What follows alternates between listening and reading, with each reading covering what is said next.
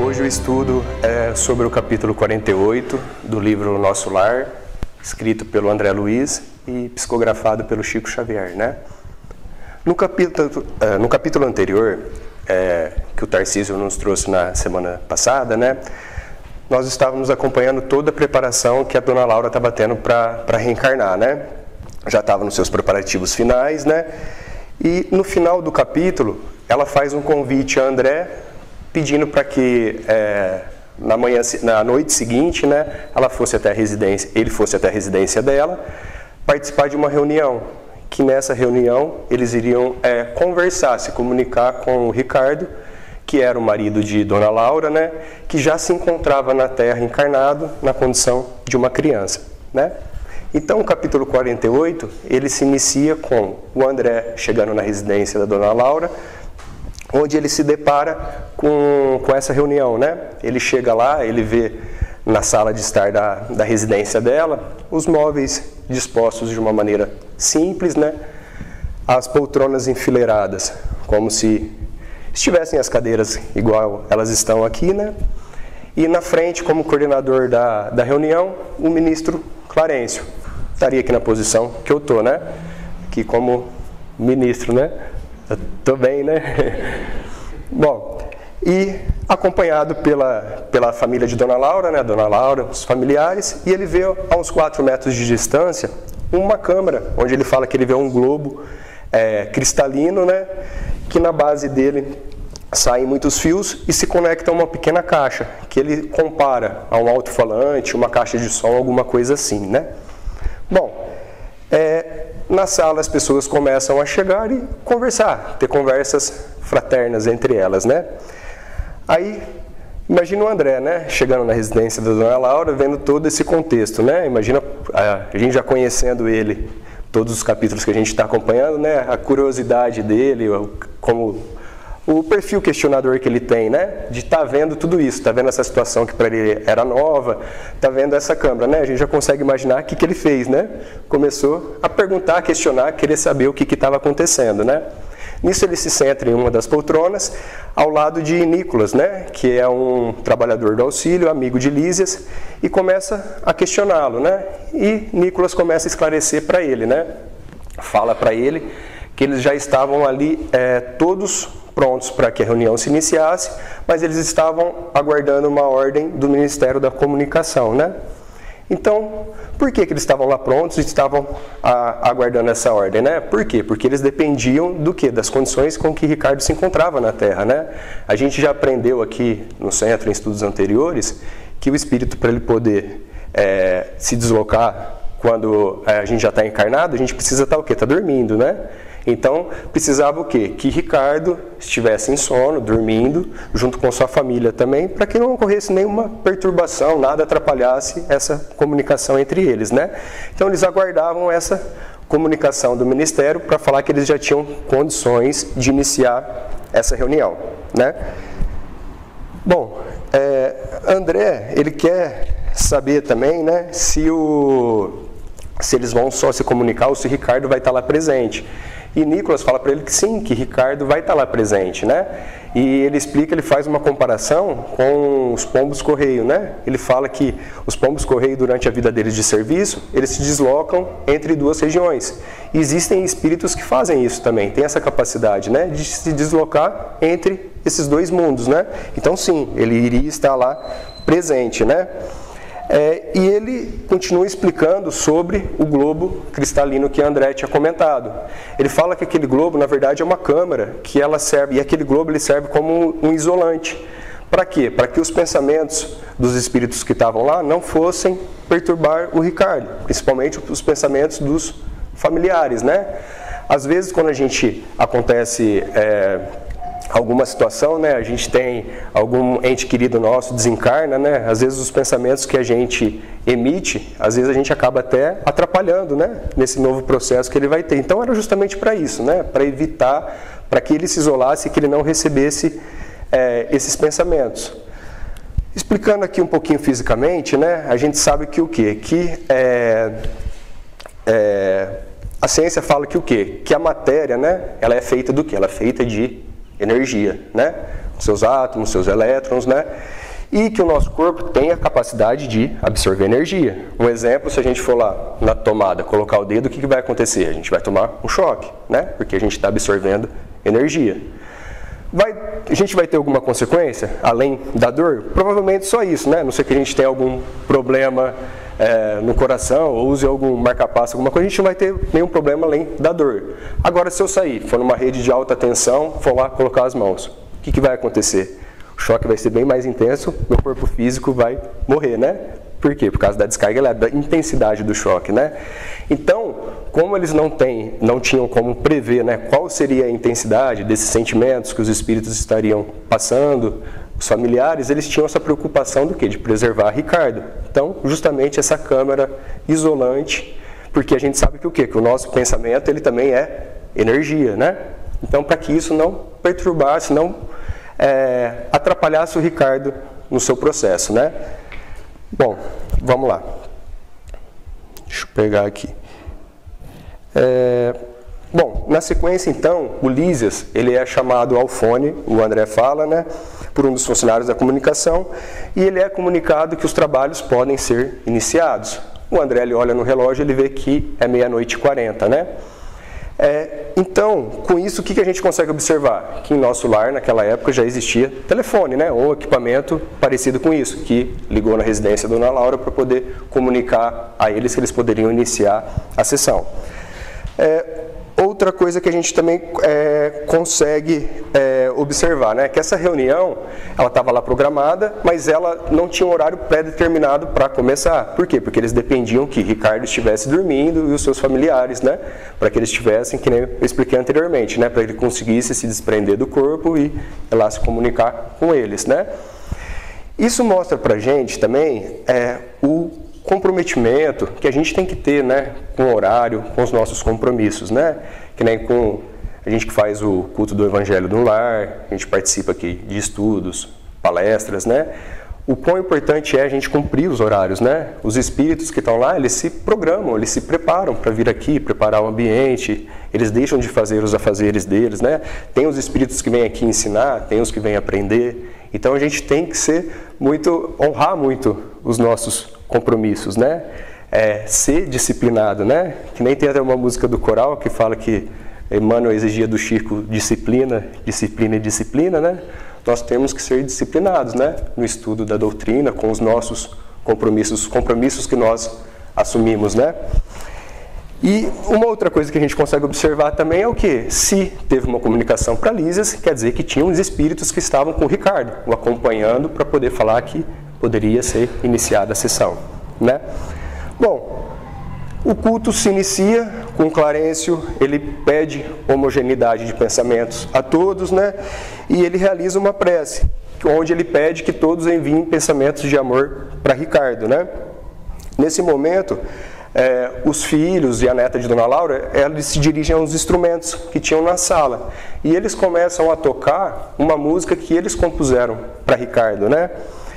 E André fala que a música é belíssima, que ele não conseguiria explicar ela, escrever ela humanamente, né? Mas que ele iria tentar. E eu coloquei aqui a música para a gente poder ver o quão bela ela é, né?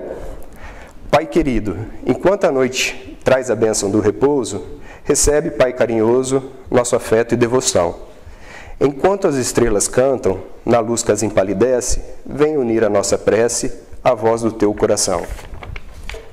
Não te perturbes na estrada, de sombras do esquecimento. Não te dou o sofrimento, jamais te firas no mal. Não temas a dor terrestre, recorda a nossa aliança, conserva a flor da esperança para a aventura imortal. Enquanto dormes no mundo, nossas almas acordadas relembram as alvoradas desta vida superior. Aguarda o porvir risonho, espera por nós que um dia voltaremos à alegria do jardim do teu amor. Venha a nós, Pai generoso, volta a paz do nosso ninho, torna a luz do caminho, ainda que seja sonhar. Esquece um minuto a terra e vem sorver da água pura, de consolo e de ternura, das fontes de nosso lar. Nossa casa não te ouvida, o sacrifício, a bondade, a sublime claridade.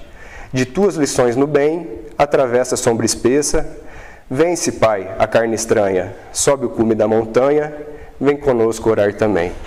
Né? Linda música, né? Isso que André ainda fala que não consegue exprimir tudo que ela representava, né? Que eles sentiam lá, né? E aqui eu acho que a gente consegue ver, né? Aqui nós que frequentamos o centro, o Eurípides, né? A gente vê o tanto que a gente é privilegiado aqui com a presença do coral, né? Que a capacidade que a música tem, né? De poder o quê? Harmonizar e dar homogeneidade de pensamentos e vibrações no ambiente, né?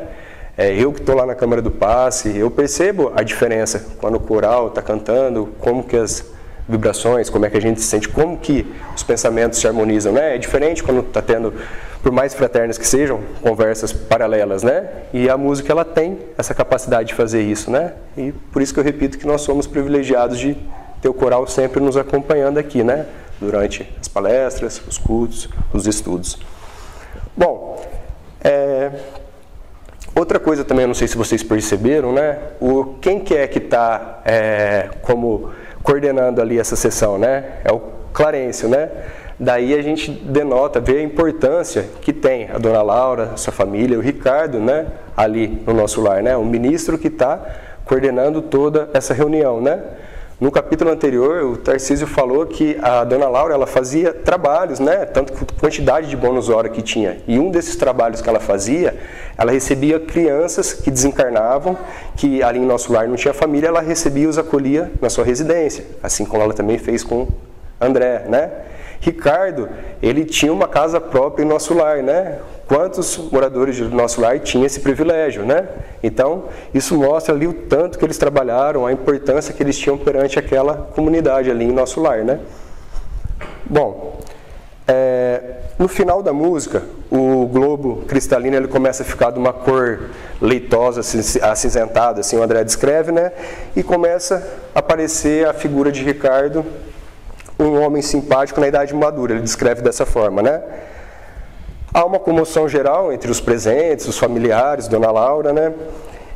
E Ricardo, percebendo tudo aquilo, ele pede que eles cantem novamente a canção, né? Eles assim o fazem, e quando termina, Ricardo fala como é importante o culto doméstico, né? Do Evangelho do Lar, né? Pois foi o culto, aquela sessão que eles estão fazendo ali, que deu oportunidade para que ele estivesse ali naquele momento se comunicando com eles, né? Todo aquele ambiente, todas aquelas vibrações, foi isso que fez com que ele tivesse condições de estar ali presente com eles, né? Então isso, a gente vê como que é importante quando a gente vai fazer o culto, quando a gente vem para as reuniões, vem para o centro, como é importante as nossas vibrações, os nossos pensamentos, a preparação que tem antes do ambiente, né? Para que tenhamos condições do que os espíritos que vêm aqui trabalhar, ajudar, aprender e nos ensinar, como também tem os outros espíritos, alguns que vêm aprender, né? Como que é importante essa preparação, essas vibrações que a gente está emanando, né? Aí André ele fala que ele percebe que o Ricardo ele não está falando espontaneamente e ele percebe que ele não vai dispor de muito tempo ali naquela câmara materializada, né? E ele fala que Judite tem a mesma impressão e chega até próximo ao globo, abraça o globo, né?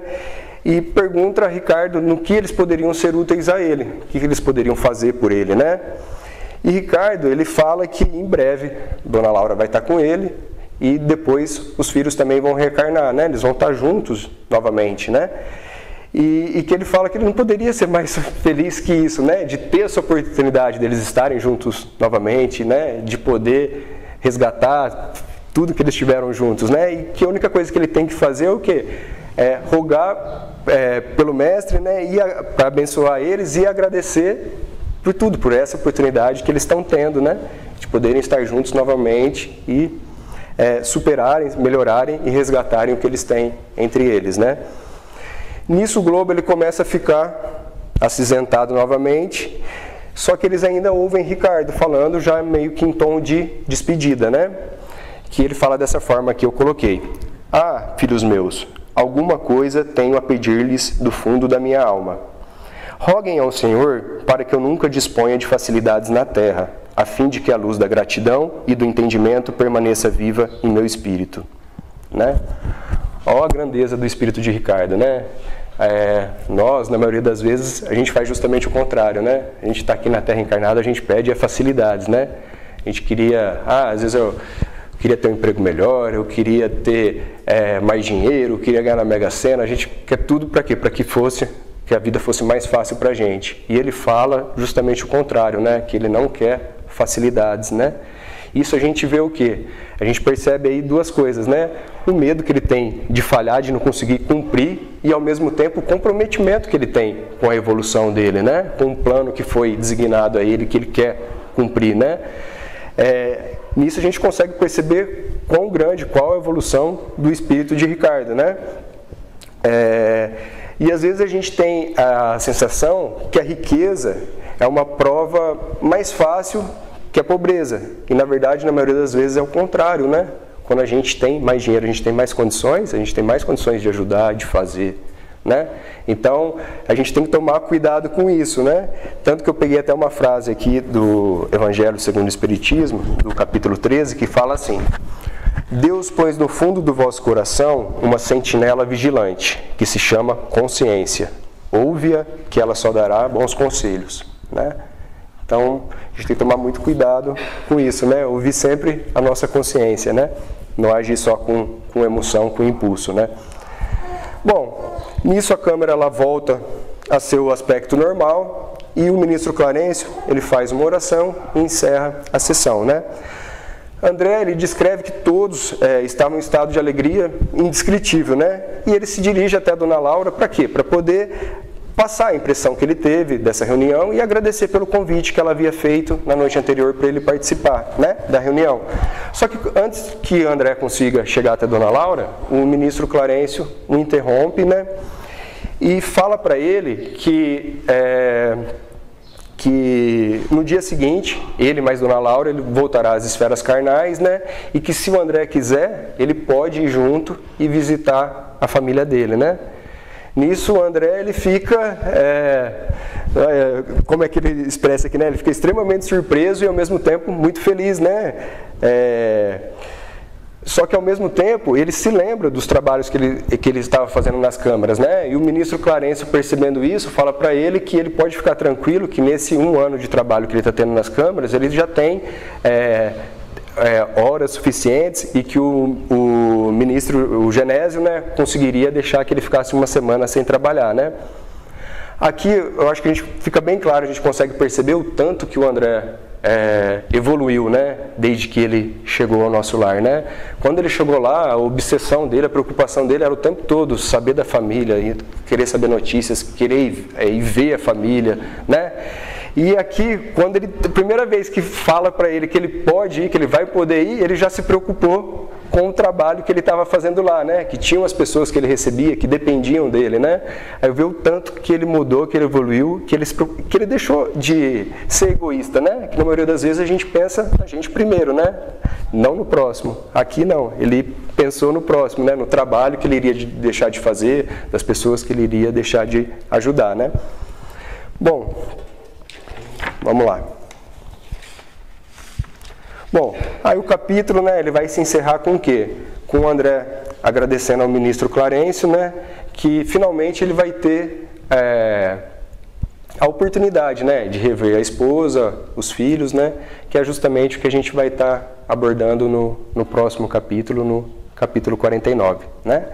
Bom, com isso a gente consegue tirar aqui algumas conclusões, né, em relação ao estudo de hoje, né, que os espíritos sim, né, que estão encarnados, se comunicam com os espíritos que estão nas esferas superiores, né, desde que tenham necessidade, né, que a gente vê que essa visita do Ricardo, ela serviu também para quê? Para encorajar Dona Laura, a família, a reencarnar, né, que a gente viu no capítulo anterior, que ela ainda tem alguns momentos que ela fica ainda em dúvida, né, meio redundante, apesar de todo o comprometimento e a vontade dela.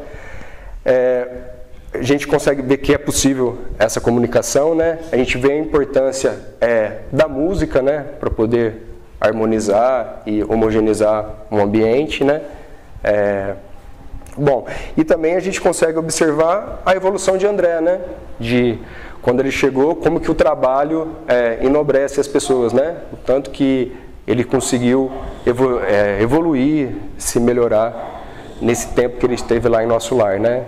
como ele deixou de pensar primeiro nele para começar a pensar também nas outras pessoas, nos trabalhos que ele fazia, né? Bom dia, eu agradeço a atenção de todos e encerro o estudo de hoje. Muito obrigado.